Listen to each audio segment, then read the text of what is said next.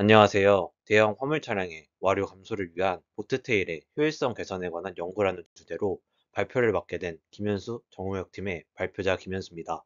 발표 시작하겠습니다. 먼저 설계 주제 선정 배경 및 필요성에 대해서 말씀드리겠습니다.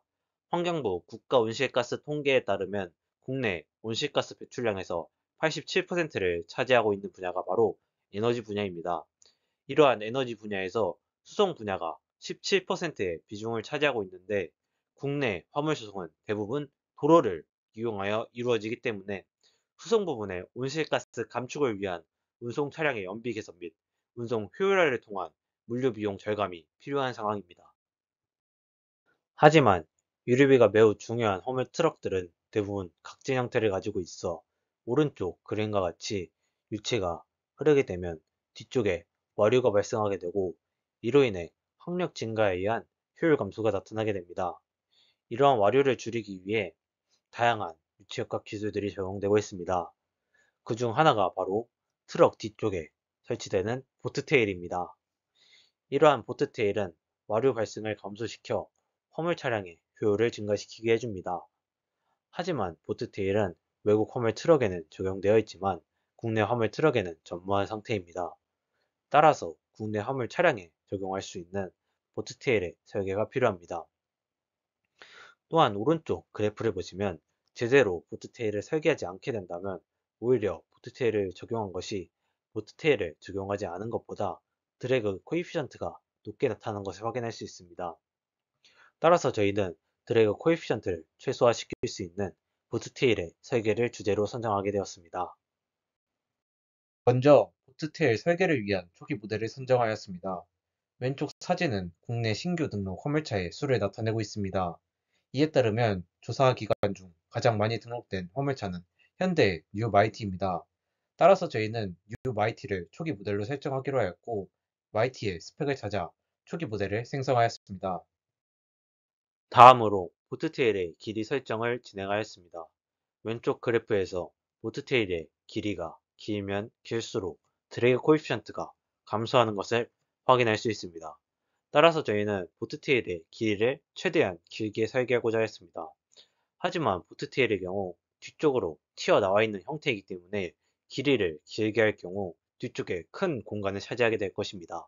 따라서 저희는 오른쪽 사진처럼 접을 수 있는 보트테일의 디자인을 참고하여 길이를 설정하고자 했습니다.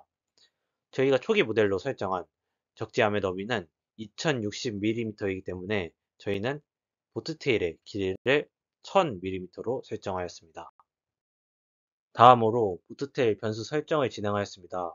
저희는 평판의 각도 오메가를 10도, 20도, 30도로 바꿔가면서 드래그 코에피션트를 최소화시키는 각도를 찾고자 하였습니다. 또한 평면의 형상을 계단 형식으로 바꿔 해석을 진행하였습니다. 계단 형식의 개수를 바꿔가며 드래그 코에피션트를 최소화시키는 형상을 찾고자 하였습니다. 다음으로 저희는 초기 속도를 설정하기 위해 화물차의 각 도로별 제한 속도를 조사해봤습니다. 조사 결과 일반 도로, 고속도로, 자동차 전용 도로에서 각각 최대 속도가 80km, 100km, 90km까지 제한되는 것을 확인하였고 추가적으로 적재 중량이 1.5톤을 초과할 경우 최고 속도를 80km/h로 제한하는 것을 확인하였습니다. 이를 토대로 저희는 이를 모두 포함할 수 있는 70km/h를 초기 속도로 설정하기로 했습니다. 다음으로 바운더리와 초기 조건을 설정하였습니다. 오른쪽 그림에서 저희는 차체 길이 L을 기준으로 바운더리를 설정하였습니다.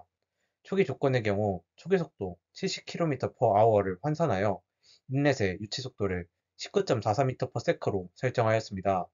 아웃렛과 다른 평면에서는 제로 그레디언트로 설정하였고 트럭은 벽면으로 가정하였습니다. 다음으로 메쉬 생성을 진행하였습니다. 화물 트럭 뒤쪽에 와류가 생성되기 때문에 뒤쪽 부분에 메쉬를 많이 생성해야 해석이 제대로 진행될 것입니다. 따라서 박스 1의 경우 차체 뒤쪽에 길게 그리고 많이 메쉬를 생성하였고 박스 2의 경우 박스 1보다는 메쉬가 적지만 해석의 정확도를 위해 주변보다 상대적으로 많이 메쉬를 생성하였습니다. 다음으로 해석 모델을 선정하였습니다. 왼쪽 사진과 같이 뒤쪽에 생성되는 와류들을 해석해야 하기 때문에 렌스 모델, K-오메가 SST 모델을 사용해야 할 것입니다.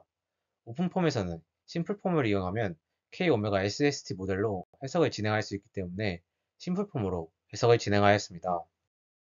다음으로 저희는 해석의 정확도를 위해서 격자 의존성 테스트를 진행하였습니다. 격자의 경우 120, 60, 60, 150, 60, 60, 180, 60, 60에 대해서 진행을 하였고, 오른쪽 사진은 사이드 뷰에서의 속도 컨투어를 보여주고 있습니다. 저희는 먼저 속도 컨투어의 형상이 유사하다는 것을 확인하였고, 이를 수치화시키는 것으로 드래그 코에피션트를 사용하였습니다.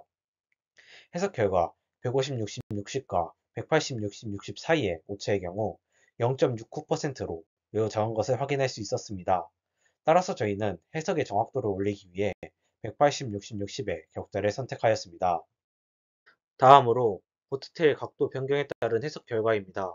각도가 증가할수록 드래그 코에피션트가 증가하는 경향을 보였으며 10도에서 가장 작은 드래그 코에피션트가 측정되었습니다. 따라서 저희는 보트테일의 각도를 10도로 고정시키고 형상 변경 후 해석을 진행하였습니다. 왼쪽 표는 보트테일 형상 변화에 따른 결과입니다. 게다가 형상이 추가되었을 때 모두 드래그 코에피션트가 증가하는 경향을 보였기 때문에 형상을 변화시키지 않는 것이 가장 좋은 형상인 것을 확인하였습니다.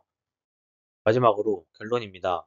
저희는 대형 화물 차량의 효율성을 개선하기 위한 방법으로 보트테일을 선정하였고 확력 계수를 줄일 수 있는 최적의 방안을 찾고자 하였습니다. 테일의 각도와 테일의 형상을 변화시키며 해석을 진행한 결과 저희는 형상이 없는 각도 10도에서 가장 낮은 항력 계수를 보이는 것을 확인할 수 있었습니다. 저희가 찾은 방안으로 3.4%의 개선을 이뤄냈습니다. 이를 이용해 효율 개선에 어느 정도 효과가 있는지 계산해 보았습니다. 저희가 모델로 선정했던 YT 3.5톤의 연비는 6.1km/L로 저희가 고안한 방안을 접목시킬 시 약 6.3074km/L로 형성될 것입니다. 한국교통원에서 발표한 자료에 따라 모델의 월 주행거리를 계산해보면 10도에 보트테일을 장착하였을 때 383.28km를 더 갈 수 있을 것이라 보입니다. 이는 서울에서 부산에 갈 수 있는 거리와 같습니다.